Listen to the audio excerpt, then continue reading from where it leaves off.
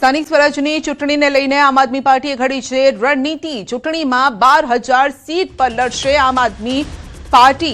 પ્રમુખ ઈસુદાન ગઢવીએ કર્યું છે એલાન। 7 ઝોનમાં કમિટીઓ બનાવી ઉમેદવારોની લેવાય છે સાયન્સ। 16 થી 18 તારીખ દરમિયાન કરાશે ઇન્ટરવ્યૂ।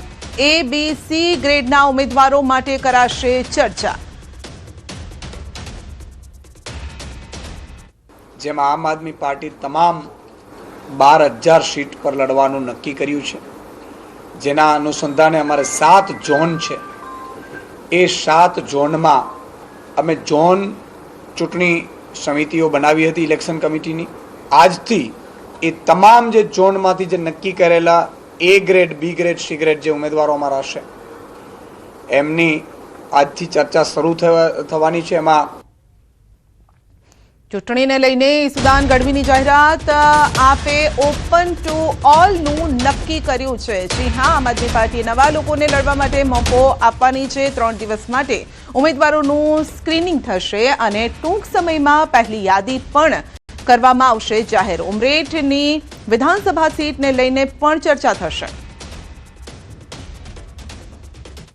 અને પહેલી ગુજરાતમાં બાપ બેટાની પાર્ટીથી વિપરીત થઈને આમ આદમીને નેતૃત્વ પૂરું પાડનારી આમ આદમી પાર્ટી સાબિત થવાની છે।